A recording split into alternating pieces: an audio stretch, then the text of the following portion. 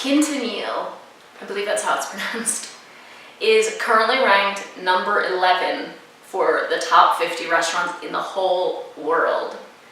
I only actually recently discovered this. I thought Pujol was higher ranked than QUINTONIL. Pujol is 13th.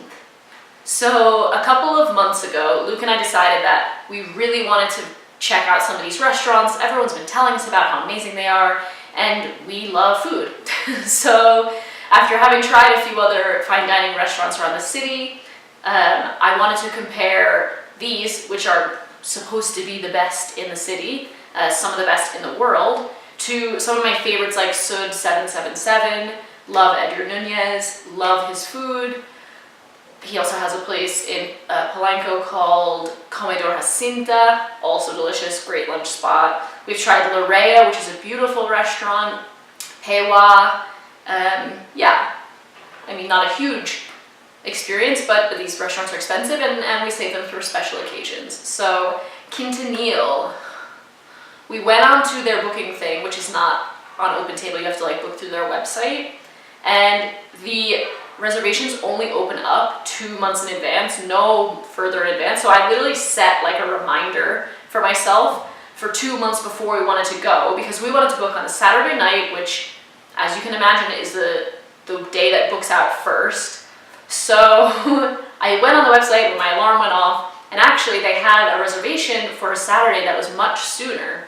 So Luke and I were like, yeah, definitely, like, let's do it. So we booked it, and suddenly the time was here. So that was 6 weeks beforehand. So even though it was still like, ooh, one had come up, it was still 6 weeks in advance. Like, you have to book these at least a month in advance. Weekdays sell out just as well as weekends sell out. So you guys, was it going to be worth it? I couldn't believe I've never had to book a restaurant that far in advance. I know it's number 11 in the world, and we were looking at like Google reviews, and people were saying, oh, it's not worth it, shouldn't be ranked 11, the service is bad. So we were kind of like going without any expectations. This is the tasting menu, which they let me take home, and none of this is sponsored. They didn't give us anything for free. It was amazing. It was so amazing. I don't know when those other people went or how many fancy restaurants they've been to, but for me, it was up there with one of the most incredible dining experiences I have ever had, ever. The food was spectacular. The service was amazing without being like pretentious, or, I mean, okay, it's pretentious, but like without being like annoyingly like grabbing everything, refolding your napkin all the time, like pulling your chair. It wasn't like that. It was just, it just felt very casual while still feeling like very elevated. And maybe that's my personal taste. I know some people in the comments and the reviews people left were saying that the decor isn't fancy enough, that doesn't feel like a fine dining experience. But for me, I like that. I don't want it to feel like a stuffy white tablecloth, like napkin over the arm, you know, long pour place. Like that's not the sort of places that I like. So this for me was awesome. I will quickly go over the foods that we had. This was the spring tasting menu. They also have an a la carte menu, but for me, these sort of experiences I'm never gonna have again. Like, I'm not gonna go back to QUINTONIL. So I enjoy having the tasting menus, and there's no foods that I don't like, really, so I'm quite happy to have a tasting menu. As I mentioned them, they'll pop up on the screen so you can see what they looked like, and I'll tell you a little bit about them. The Milpa Alta, that's what it says on the menu. I'm not exactly sure what that means. Maybe someone in the comments can let me know. But it was basically like a nopal ceviche, which is like the type of cactus that you eat here in Mexico. It was so delicious. It was a little bit sour at first, but as you eat it, it's very fresh. It was served with fried tortillas, so they puffed up. Instead of being like flat like a tostada, they were like puffed up and then covered with a little bit of chapulín, salt, and like a cacao salt, I think. And then there was like some salsas, and we got some cocktails, which were really delicious. The next thing that came was caviar, charred mamey, and crema de rancho infused in melipona honeybee. Names of things. Anyway, it was a charred mamey sliced up with caviar on top and this beautiful, it tasted like sour cream. on the side. It was a little bit sweet, a little bit sour. I loved it. It was just the right amount of richness and creaminess. The texture was amazing. Delicious. The next thing that came out was the warm chocolate clam ceviche with yuzu and mango sauce. This was one of my favorite things. I love clams. The clams were sliced super thin, but just big enough still that you could enjoy the texture of them. The sauce was so delicious. Oh. The next thing that came out was one of Luke's favorites, and that was the soft shell crab a la veracruzana.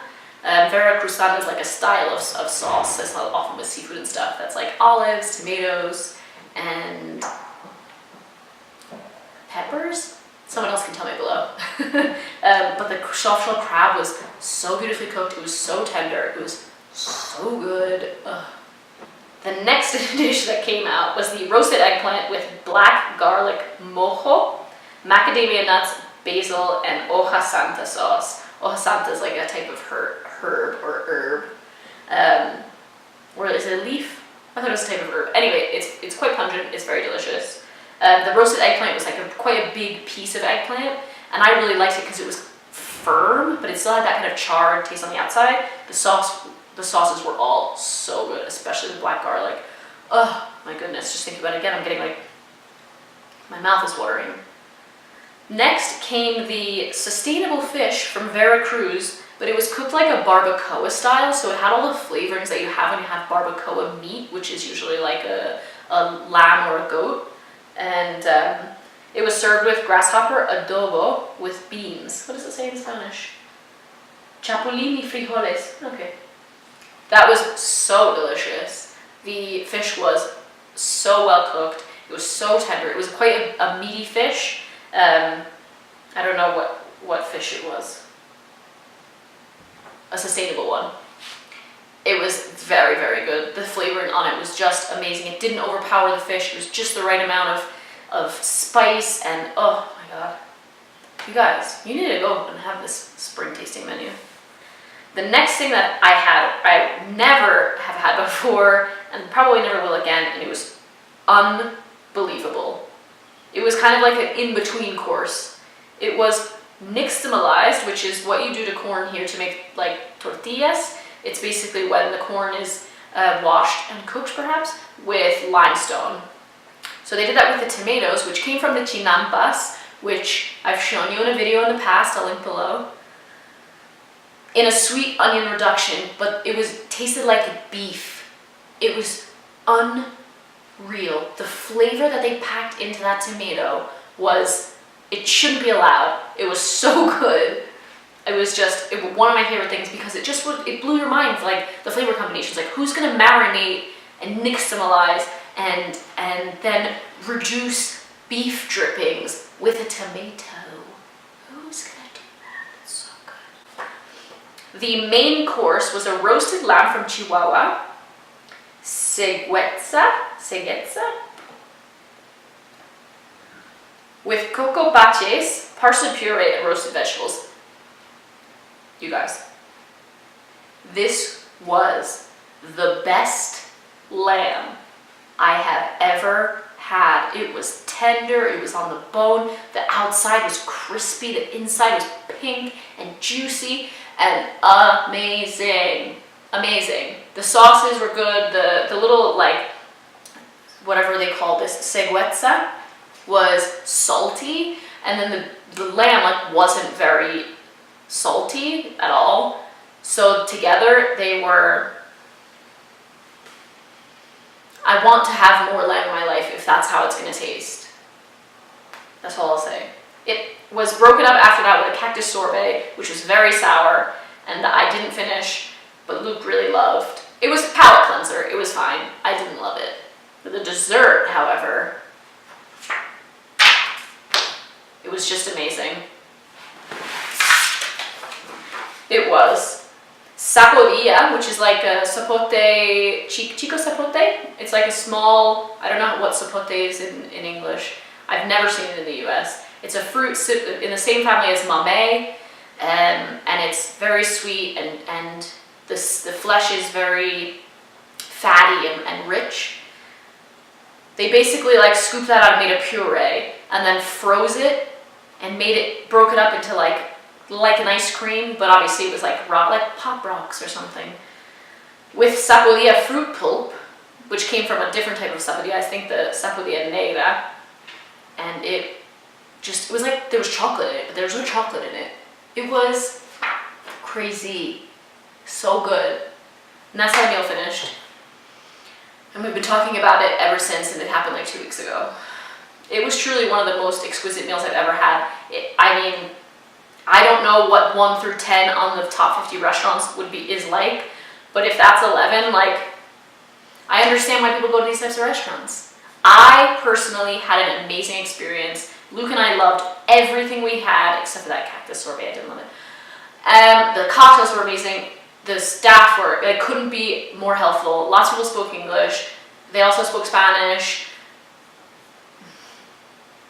If you have 6 weeks or more before your trip to Mexico City, I highly recommend booking at Quintonil.